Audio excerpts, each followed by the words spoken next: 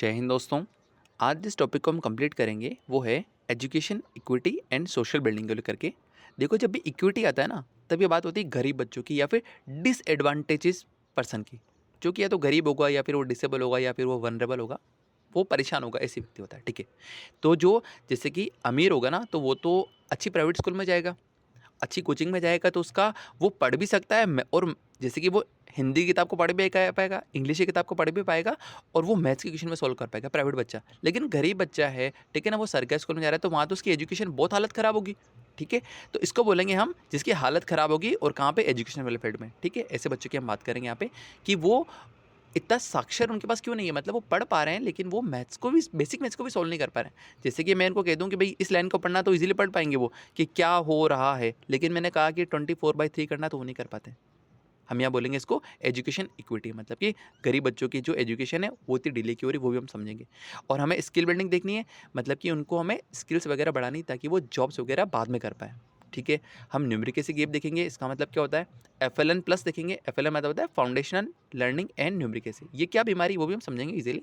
और चैलेंजेस देखेंगे कि अगर हमें ऐसे गरीब बच्चों को पढ़ाना है, तो हमें क्या क्या चैलेंजेस आएंगे कि ये इंप्रूवमेंट की उतर जाए। हम पहले कंटेक्स्ट देखते हैं, प्रॉब्लम क्या है ये वो समझने की कोशिश करते हैं कि हमारे यहाँ पे क्लास 5th की बात चल रही है। ठीक है ना, रीडिंग फ्लुएंसी करीबन 50% है, और बेसिक मैथ्स करीबन 30% के आसपास है। मतलब मैं समझाता हूँ, जैसे कि क्लास में अगर 100 बच्चे हैं ना, क्लास 5th की बात है ये, ठीक है ना, क्लास 1 की नहीं, क्लास 5th की बात है। अगर मैंने हिंदी की किताब दी ना, तो 50 बच्चे तो इस हिंदी की किताब को पढ़ पाएंगे, और 50 बच्चे इस हिंदी की किताब को पढ़ भी नहीं पाएंगे। मैं समझना नहीं कह रहा हूँ, मैं पढ़ना कह रहा हूँ, पढ़ ही नहीं पाएंगे। ये तो बहुत बुरी हालत है क्लास 5th के हिसाब से तो। लेकिन अगर मैंने मैथ्स की बात कर दी, और वो भी बेसिक मैथ्स, मैंने कह दिया ना कि 24/3, तो सिर्फ 30 बच्चे ऐसे होंगे जिसको सोल्व कर पाते हैं, और 70 बच्चे ऐसे हैं जिसको सोल्व ही नहीं कर पाते। ये क्लास 5th की बात चल रही, मतलब कि इंडिया में हालत बहुत ज़्यादा बुरी है। इसलिए हम क्या कह रहे हैं, एजुकेशन इक्विटी की बात करें, मतलब कि हमें जो गरीब बच्चे उनकी एजुकेशन को काफ़ी बेटर करना पड़ेगा। ठीक है, वो बच्चे जो क्लास 5th के हैं, वो 50 बच्चे तो ऐसे जो किताब को पढ़ सकते हैं, और 30 बच्चे ऐसे हैं जो कि किताब को, जो मैथ्स को सॉल्व कर पाते हैं। ठीक है, बेसिक डिवीजन कर पाते हैं, मतलब कि स्टोरी पढ़ लेते हैं, पर जो सिंपल मैथ्स है वो बिल्कुल नहीं कर पा रहे हैं। इसको बोलते हैं न्यूमेरिकल गैप, कि वो किताब पढ़ लेंगे हिंदी की, इंग्लिश की, सोशल साइंस की, लेकिन जैसे मैथ्स की बारी आएंगी तो उनकी हालत ख़राब हो जाएगी। इसको बोलते हैं न्यूमेरिकल गैप। ठीक है, ये गैप क्यों हो रहा है, मतलब कि वो पढ़ तो पा रहे हैं लेकिन वो मैथ्स सॉल्व नहीं कर पा रहे। ऐसा क्यों हो रहा है, क्योंकि हमारे बेसिक से वो ज़्यादा वीक है।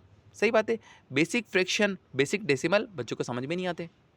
जैसे कि मैं अगर ये लिख दूँ ना 21/9/3, ठीक है, तो छोटे बच्चों को नहीं है, तो बड़े बच्चों को भी नहीं आएगा, जबकि बहुत सिंपल लिखा हुआ है ये। लेकिन इसको सॉल्व करने गएंगे तो उनको समझ में नहीं आएगा ये कैसे सॉल्व होता है। मैं बता दूं कैसे सॉल्व होता है ये। अगर मैंने 21/9/3 लिखा ना, तो मैं इसका बोलूँगा 21+9/3, ये 21+9/3, तो ये कट जाएगा, 3 हो जाएगा, ये 24 आंसर होगा। ठीक है, लेकिन ये टफ पड़ता है, ये बड़े बच्चों को भी नहीं आता, तो छोटे बच्चों की तो हालत ही ख़राब है। सिलेबस ड्रिवन टीचिंग है, मतलब कि टीचर को सिर्फ और सिर्फ सिलेबस पूरा कराना है, स्टूडेंट्स को समझ में आ रहा है या नहीं आ रहा है उससे उसको कोई लेना देना नहीं है।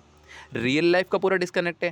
भाई कक्षा में तो अगर मैंने 2 into 3 कर दिया तो समझ में आता है बच्चों को, ये तो फिर भी कर देंगे, अच्छे होता है। लेकिन मैंने उनको कहा कि अगर आपके पास, आपको 2 चॉकलेट लानी है, और हर चॉकलेट की कीमत 3 रुपये, तो उनको नहीं पता कि इसका आंसर क्या होगा, उनको नहीं पता। मैंने कहा कि 2 चॉकलेट लानी है और हर चॉकलेट की कीमत 3 रुपये ना, तो इसको सोल्व करना वो बहुत मुश्किल हो जाएगा। मतलब कि रियल लाइफ के प्रॉब्लम को सोल्व नहीं होते, लेकिन 2 into 3 करना आता है। और ये भी तो 2 into 3 था ना, 2 चॉकलेट 3 रुपये की, तो 6 रुपये के आएंगे टोटल मिला करके। ये कर लेगा, लेकिन जैसे वर्ड प्रॉब्लम आएंगे तो वो बिल्कुल भी नहीं कर पाएगा। रियल लाइफ से पूरा का पूरा डिस्कनेक्ट है। जो क्लासरूम की मैथ्स होती है ना, उसको शॉपिंग में, मेजरिंग में कभी भी अप्लाई नहीं कर पाता। सही बात है। इससे क्या होता है, कॉन्सिक्वेंस क्या होंगे, वो एग्जाम में फेल हो जाता है, या फिर अगर एग्जाम में रट के पास हो गया तो हायर एजुकेशन में बहुत वीक हो जाएगा वो। अगर हायर एजुकेशन में भी पास हो गया रट के, तो लास्ट में उसको जॉब वगैरह बहुत मुश्किल हो जाएगी मिलना। सही बात है। सॉल्यूशंस क्या है इसके, वो जरूरी यहाँ पे सॉल्यूशन है। एक होता है वर्ड, इसको बोलते हैं FLN, मतलब कि फाउंडेशनल लर्निंग एंड न्यूमेरिकल। ये है ना नेशनल एजुकेशन पॉलिसी NEP जो 2020 में था, और निपुण भारत मिशन 2021 में, इन दोनों ने मिलकर के FLN को क्रिएट किया, मतलब फाउंडेशन लर्निंग एंड न्यूमेरिकल। इससे क्या होगा, FLN से बच्चों को क्लास 1 से लेकर क्लास 3 तक स्पेशल फोकस दिया जाएगा। किस पे फोकस देंगे, स्पेशल फोकस देंगे रीडिंग एंड राइटिंग पे प्लस बेसिक मैथ्स पे। बात समझ में आ गया क्या भाई। NEP national education policy plus निपुण भारत मिशन, इन दोनों ने मिलकर के एक नया प्लान बनाया, उसको बोलते हैं FLN, मतलब कि फाउंडेशन लर्निंग एंड न्यूमेरिकल। और अभी तक क्या चल रहा है, अभी तक क्लास 1 से लेके क्लास 3 तक चल रहा है। इसमें क्या कराएंगे बच्चों से, स्पेशली रीडिंग और राइटिंग करवाएंगे और बेसिक मैथ्स पे थोड़ा ज़्यादा फोकस करेंगे, ताकि ये जो हालत ख़राब हो रही है ना बच्चों की, ये न्यूमेरिकल से गैप आ रहा है कि पढ़ पा रहे पर मैथ्स नहीं कर पा रहे, वो थोड़ा इंप्रूव हो। बात समझ में आ गई सर? और क्या करने की ज़रूरत है, और ये तो अभी गवर्नमेंट कर रही है, हमें ये भी करने की ज़रूरत है। FLN प्लस मतलब कि कक्षा 4 से लेकर कक्षा 8 तक, यहाँ पर इनको फ्रैक्शन मतलब कि पहले तो हम कक्षा 1 से लेकर क्लास 3 को बेसिक मैथ सिखाएंगे, जैसे कि एडिशन, सब्सट्रैक्शन, मल्टीप्लिकेशन, डिवीजन, और कक्षा 4 से लेकर 4-8 तक ये नया वाला है, ठीक है ना, ये नया करने की ज़रूरत है। एडिटोरियल ऐसा कह रहा है कि fraction, division, percentage, ratio, integer, ये थोड़ी सी एडवांस मैथ भी बच्चों को सिखानी चाहिए। क्यों? क्योंकि हमने जो ऊपर एग्जाम्पल देखा था ना, वो क्लास 5 का ही था। क्लास 5 का बच्चा 24/3 नहीं कर पाता है, ठीक है। इसलिए हमें क्लास 1 से लेकर क्लास 3 तक तो हमें इसकी बेसिक मैथ्स पे फोकस करना है कि प्लस क्या होता है, माइनस क्या होता है, मल्टीप्लाई, डिवीजन, ये सिखाना है। और कक्षा 4 से लेकर कक्षा 8 तक हमें इनकी एडवांस मैथ्स को इंप्रूव करना है, जैसे कि परसेंटेज, रेशियो वगैरह, वो भी सिखानी है हमको, ठीक है।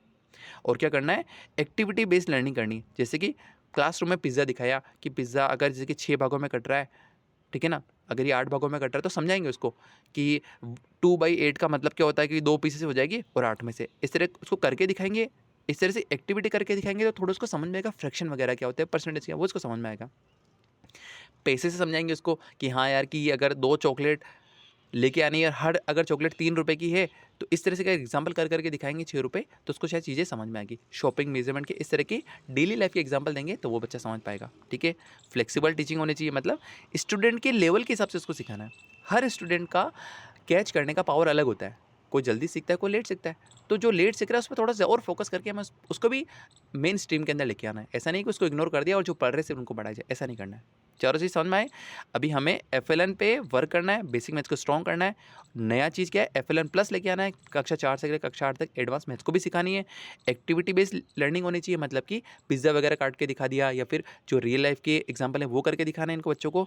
और फ्लेक्सिबल टीचिंग होनी चाहिए, जैसा बच्चे की कैचिंग पावर होगी उस हिसाब से पढ़ाना चाहिए। इससे क्या इम्पैक्ट आएगा, अगर हमने इस गैप को, इस न्यूमेरिकल गैप को, कि अगर मैथ्स नहीं आ रही है उस गैप को अगर हमने इग्नोर किया ना बच्चों के लिए, तो ड्रॉप आउट बढ़ जाएंगे बच्चे, पढ़ना ही छोड़ देंगे, क्योंकि यार समझ में नहीं आता क्या मतलब स्कूल जाने का। बहुत वीक जॉब मिलेगी इनको, मजदूर वगैरह बनेंगे लास्ट में तो। और डिसअपॉइंटेड बच्चे तो और पीछे हो जाएंगे। अगर कोई गांव देहात में है तो उसकी हालत और ज़्यादा खराब हो जाएगी। इसके सॉल्यूशंस क्या होंगे, हमें अर्ली और कंटिन्यूस सपोर्ट करना होगा उनको। सही बात है, अर्ली मतलब कि क्लास 1 से क्लास 3 तक तो FLN चल ही रहा है अभी, और हमें नया FLN प्लस भी करने की जरूरत है, जहाँ पे कक्षा 4 से कक्षा 8 तक हमें परसेंटेज, रेशियो वगैरह वो भी सिखाने चाहिए। सही बात है, इससे इनकी न्यूमेरिकल स्ट्रॉन्ग होगी, वो पढ़ तो पा रहे हैं इंग्लिश, हिंदी को, और उनकी मैथ्स भी अब स्ट्रॉन्ग हो जाएगी, ताकि वो एग्जाम और जॉब्स के लिए उनके लिए ईजी हो जाएगा, वो जॉब रेडी बन जाएंगे, एग्जाम शॉर्टकट ही हो जाएगा।